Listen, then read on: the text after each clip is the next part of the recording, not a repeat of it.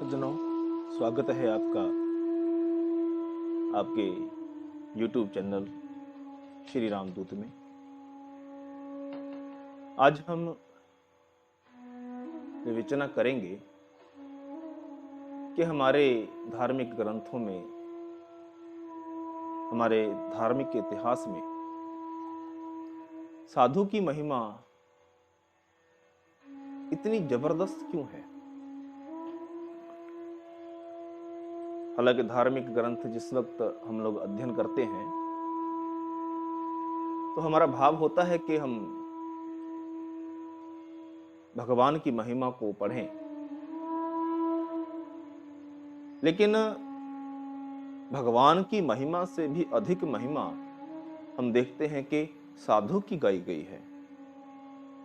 श्री रामचरितमानस में बालकांड खोल करके देखिए, कितना सुंदर और कितना तार्किक उदाहरण दे करके गोस्वामी जी कहते हैं, विधि हरिहर कवि कोविद बानी, कहत साधु महिमा संकुचानी। सोमो सन कही जात न कैसे, साक बनिक मनी गुणगण जैसे। के विधि अर्थात विधाता, हरि अर्थात भगवान विष्णु, विधि हरि हर, हर अर्थात साक्षात महादेव, कवि कोविद बानी, पंडित लोग, कवि लोग जब साधु की महिमा कहने लगते हैं तो संकुचा जाते हैं। कहत साधु महिमा संकुचानी, क्यों? वो ये कहना चाहते हैं कि सोमो सन कहु जात न कैसे, मैं वो कैसे कहूं? क्यों? क्योंकि जैसे एक साग तरकारी बेचने वाला कोई साधारण व्यक्ति हो और वो मनियों को बेचने की बात कहे तो अधिकारी तो नहीं है ना। तो बिल्कुल वैसे हमारे अवतार भी कहते हैं कि हमें ऐसा सामर्थ्य प्राप्त नहीं है कि हम साधु की महिमा को गा पाएं। अद्भुत है। भगवान श्री राम जिस वक्त शबरी से मिलते हैं तो नवदा भक्ति का उपदेश देते हैं, आप सभी जानते होंगे। और आप हैरान रह जाएंगे कि नवदा भक्ति का प्रथम जो पंक्ति है वो क्या कहती है? प्रथम भक्ति संतन कर संगा, साधु का संग करो। और श्री गुरु ग्रंथ साहब में तो अपार महिमा है, गजब। चरण साध के धोए धो पीवो, अर प्रसाद को अपना जिए। साधु की धूर करो स्नान, साधु पर जाइए कुर्बान। के साधु पर कुर्बान चले जाओ, अगर उसकी धूली मिल जाए, शंकर नारद शेख नाग मुनि धूर साधु की लोची जय। भवन भवन पवित्र होए सब, जहां साधु चरण धरी जय। अर्थात जहां साधु चरण रखता है वो स्थान पावन हो जाता है। साधु के चरणों की धूल, उसमें ऐसी करामात है, ऐसी विलक्षणता है। साधु की धूल की महिमा ही कुछ अपार है। संत की धूरी मिटे अग कोट, संत प्रसाद जन्म मरण ते छोट। आप समझ रहे हैं ना कि अनेकों पाप, वैसे तो हमारे तन को अगर कोई धूली लग जाए हम मलिन होते हैं, हम गंदे हो जाते हैं, लेकिन अगर कोई साधु मिल जाए और उसके चरणों की धूली हमें प्राप्त हो जाए तो उससे हमारे करोड़ों जन्मों के पाप कटते हैं। संत प्रसाद जन्म मरण ते छोट। और सबसे बड़ी समस्या मनुष्य जन्म की कि हम जन्म और मरण के बंधन से कट जाते हैं। सोचिए, साधु की धूली में कितना बड़ा असर है, प्रताप है। और यहां तक कहा, महा अभाग अभाग है तिनके, जिन साधु धूर न पीजै, तिन तृष्णा जलत जलत नहीं बूझे, दंड धर्म राय का दीजै। महा अभाग अभाग है तिनके, वो अभागे थोड़ी है केवल, महा अभाग अभाग है तिनके, जिन साधु धूर ना पीजै। अगर आपको साधु की धूली नहीं मिली तो, और तिना तृष्णा जलत जलत नहीं बूझे, उनकी मानसिक स्थिति हमेशा तृष्णा से त्रस्त रहती है, वो हमेशा जले भुने रहते हैं। तिना तृष्णा जलत जलत नहीं बूझे, दंड धर्म राय का दीजै। और जब वहां जाते हैं सज्जनों, अगर साधु की धूली आपको नहीं मिली तो समझ लीजिए दंड धर्म राय का दीजै। बड़ी दयनीय स्थिति है। यहां तृष्णाओं से मरते रहे और वहां धर्मराज पीछे पड़ गए डंडा लेकर। डंडा तो कहने की बात है सज्जनों, अथाह कष्ट है, और सिर्फ एक कारण कि हम साधु की धूली को प्राप्त नहीं किए, बस। और समझ लीजिए कि साधु की धूल का कितना प्रताप है। भगवान शंकर, उनकी घटना मुझे याद आ रही है। एक ऋषि अगस्त मुनि के आश्रम से जिस समय मां पार्वती के साथ वे आ रहे थे, तो एक स्थान पर भगवान शंकर गगन विहार करते करते नीचे आए और माटी को ऐसे मस्तक पर लगाते हुए कहा, वाह, मैं धन्य हो उठा जो यह चरण धूलि मुझे प्राप्त हुई। मां पार्वती देख रही थी कि सर्वप्रथम तो कोई ऊपर से नीचे नहीं आना चाहता। आप समझ रहे हैं, किसी का भाव ऐसा नहीं है कि कोई ऊपर से नीचे आए, हाँ नीचे से ऊपर रहे, यह भाव सभी का रहता है।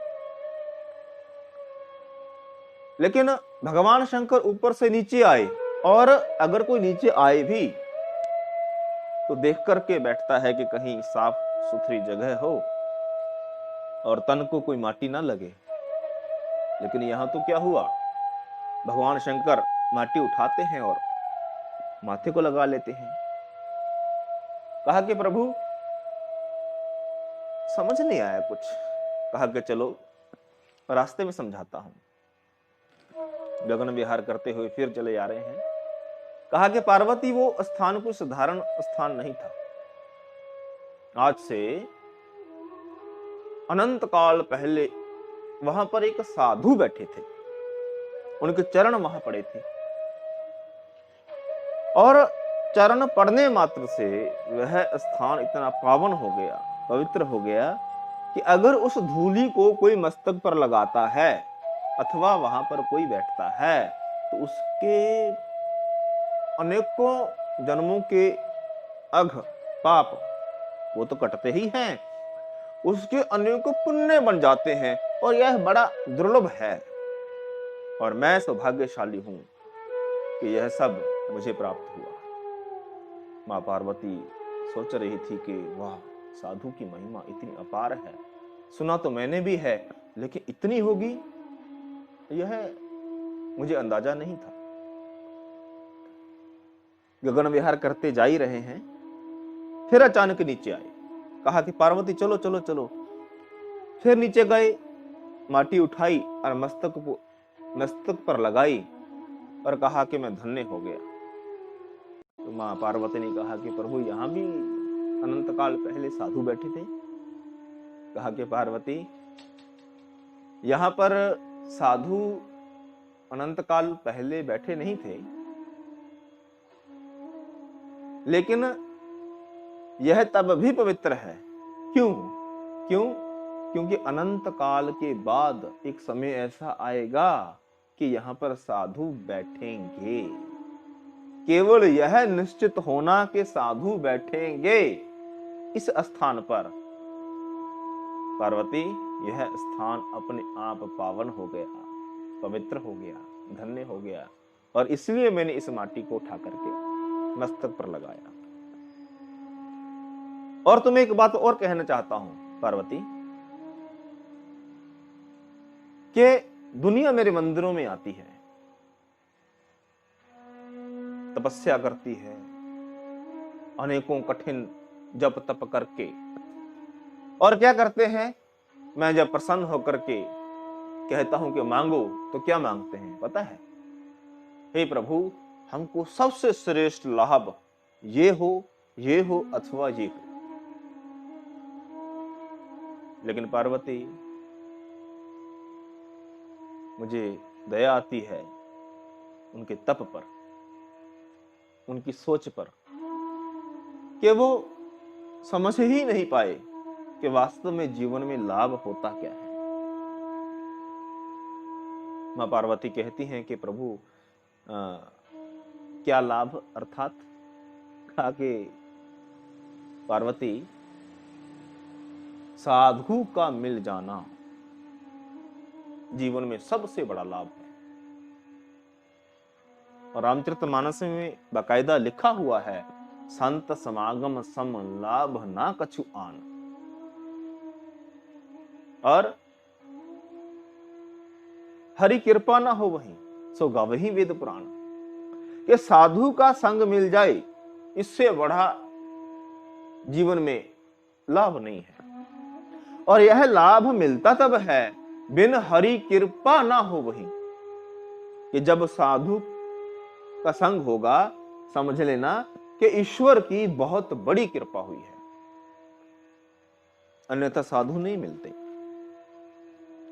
और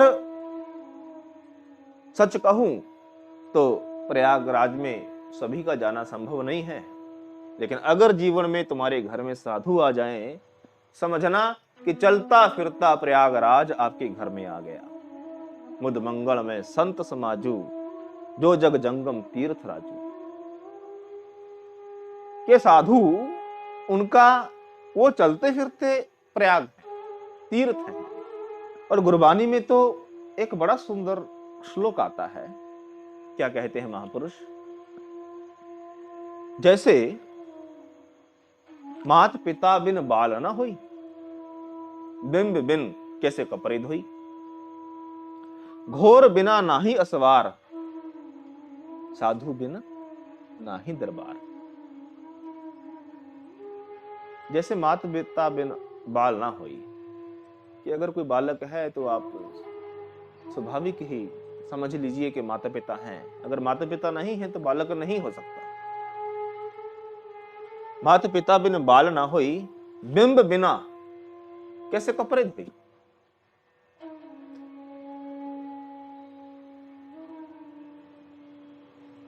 बिना जल के आप कपड़े नहीं धो सकते। और घोर बिना नाही असवार, कोई कहे कि मैं घोड़सवार हूं लेकिन घोड़ा मेरे पास नहीं है,